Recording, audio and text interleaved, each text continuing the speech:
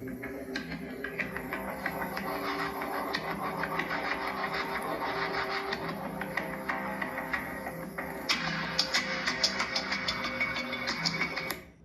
పశ్చిమ బెంగాల్ నుంచి అజయ్ పాస్వాన్ అలాగే ఆయన భార్య చంద్రాదేవి వీళ్ళిద్దరూ వాళ్ళ యొక్క మామిడి పళ్ళని, అంటే వాళ్ళు మామిడి పండ్ల వ్యాపారులు, వాళ్ళ యొక్క పికప్ వ్యాన్ ఏదైతే ఉందో ఆ పికప్ వ్యాన్ తోటి మామిడి పళ్ళు తీసుకుంటూ ముజఫరాబాద్ వైపు వెళ్తున్నారు.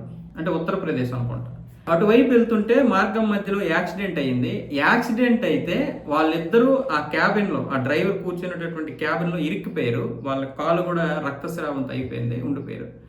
ఇక్కడికి వచ్చినటువంటి స్థానికులు మామిడి పళ్ళు ఏరుకొని ఎవరికి వాళ్ళే కొట్టుకుని వెళ్ళిపోతున్నారు. కనీసం వాళ్ళ యొక్క అరుపులు కానీ వాళ్ళ యొక్క వేదన కానీ ఎవరూ పట్టించుకోలేదు.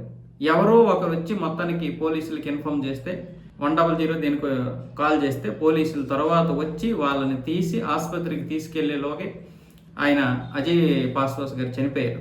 భార్య ఇంకా ప్రాణాల కోసం కొట్టుమిట్టాడుతోంది చంద్రాదేవి గారు. ఏం అభివృద్ధి చెందాం మనం?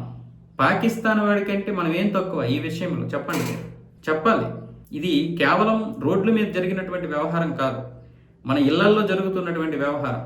మనం ఇళ్లల్లో ఏమైతే నేర్చుకుంటామో అది బయటకు వస్తుంది. ఈరోజు ముఖ్యంగా ఇక్కడ ఇటువైపు చూసుకున్నట్లయితే ఉత్తరప్రదేశ్, బీహారు, పశ్చిమ బెంగాల్, మనకి హర్యానా, ఈ రాజస్థాన్ ఇటువైపు చూసుకున్నట్లయితే దారుణమైనటువంటి పరిస్థితులు. అయితే ఇక్కడ మళ్ళీ ఉత్తర భారతదేశం అంటున్నాను అనుకోండి, మనకంటే దరిద్రులాలు.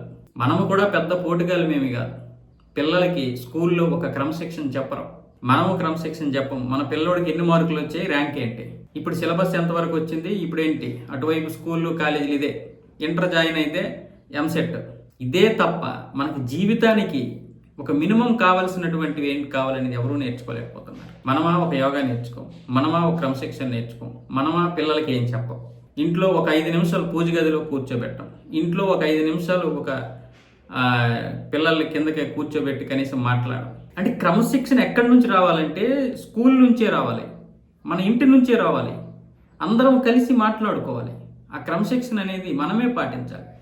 ఈరోజు పెద్దలు చిన్నలు అనేది లేకుండా మనం రోడ్ల మీదకి వెళ్తే, మనం ఏదైనా ఒక ఐస్ క్రీమ్ తింటే ఆ డబ్బా అక్కడే పడేస్తాం. ఒక బీచ్కి వెళ్తే దరిద్రం చండాలం చేసేస్తాం. ఒక రోడ్ల మీద చూస్తే అదే ఏదైనా బస్సులో ఏదైనా తిన్నామంటే బస్సులో పడేస్తాం, లేదనుకుంటే ట్రైన్ నుంచి బయటకు వేసేస్తాం. అన్ని ప్రభుత్వాలే చెప్పాలా, అన్ని ప్రభుత్వాలే చెప్పాలా. మనం ఏం నేర్చుకుంటున్నాం, మనకి విద్యా వ్యవస్థలు ఏం నేర్పిస్తున్నాయి, మన సమాజం మనకి ఏం నేర్పిస్తుంది, మనం ఏం నేర్చుకుంటున్నాం. ఇక్కడ ఇళ్ళ దగ్గర కనుక క్రమశిక్షణ నేర్చుకుంటే ఈరోజు అంత దారుణమైనటువంటి పరిస్థితులు రావు. సరే, వాళ్ళు పెద్దోళ్ళు ఎప్పుడోళ్ళు అనుకుందాం, కనీసం ఈనాటి తరానికైనా మనం నేర్పించాలి కదా. ఆ రక్తపు మరకలు ఉన్నటువంటి మామిడి పళ్ళు వాళ్ళు తినడానికి అంత ఎగబడుతున్నారంటే ఏ పరిస్థితుల్లో మనం ఉన్నాం. దీన్ని బట్టి ఒక దేశం పరిస్థితి ఏంటో చెప్పేస్తారు బయట వాళ్ళు. ఇది చెప్పడానికి నాకు చాలా బాధగానే ఉంటుంది, చెప్పకూడదు అనుకున్నాను. కానీ మనం ఎప్పుడు చెప్పకపోతే ఇంకా ఎప్పుడు మనం నేర్చుకుంటాం. ఒక పెట్రోల్ బండి, ఒక పాల వ్యాన్ ఏది పడిపోయినా సరే ఆ డ్రైవర్ ఏమయ్యాడో, క్లీనర్ ఏమయ్యాడో, అసలు ఎందుకు పడిపోయి, వ్యవస్థలు ఏంటి లోపాలు మనకి ఏం అవసరం లేదు. ఆ కిరోసిన్ కారిస్తే కిరోసిన్ పట్టేసుకుంటాం, పాలు వాడిస్తే ఆ పాలు తాగేస్తాం. పోనీ ఇంత పోనీ తర్వాత అయినా సరే ఆ లోపల ఉన్న వాళ్ళని తీస్తామంటే అది లేదు. శవాల మీద పేలాలు ఏరుకునేటటువంటి డైలాగ్ ఏదైతే ఉందో సామెత, అది ఇప్పుడు మనకి పనికి వస్తుంది. అది వాడికి వీడికి అన్వయించడం కాదు, మనకి సరిపోతుంది. పాకిస్తాన్తో మనం పోటీ పడుతున్నాం ఈరోజు. నేను అదే అంటున్నాను, మన వ్యవస్థలు మారాలి, తల్లిదండ్రులు మారాలి, మనందరం మారాలి. పిల్లలకి ఈనాటి నుంచే చెప్పాలి, మనము నేర్చుకోవాలి. అదే బయటకు వస్తుంది. ఇక్కడ నేర్చుకున్నదే బయట కూడా మనకు తెలుస్తుంది. ఆడెవడో ట్రైన్ ఎక్కితే కంపు చేసేస్తున్నారు. నేను అంటున్నాను, నార్త్ ఇండియన్స్ అని చండాలం చేసేస్తున్నారు. చెత్త వెధవలు, చండాలం, గుట్టకాలు. ఆ అమ్మ జీతం బాత్రూమ్కి వెళ్తే కనీసం ఫ్లష్ ఉన్నప్పుడు కూడా కొట్టరు వాళ్ళు. అలా ఒకడు కొట్టడు, అది చండాలంగా ఉంటుంది. ఇంకొకటి వెళ్తాడు, అదే చండాలం. ఇంకొకటి వెళ్తాడు, అదే చండాలం. ఇంకెప్పుడు మనం మారుతాం, ఎప్పుడు మారుతాం? ఎక్కడ కూడా మనలో ఉన్నటువంటి లోపాలు ఏవైతే ఉన్నాయో అవి గుర్తించినంత వరకు చిన్నవి ఇవన్నీ మనం మార్చుకోవాలి. ఈరోజు అది తెలుపుతుంది మన యొక్క వ్యవస్థ ఏంటో. ఈ సంఘటన తెలుపుతుంది మన భవిష్యత్తు ఏంటో, మన ఇదేంటో, మనం ఏ విధంగా బతుకుతున్నాం అన్నది.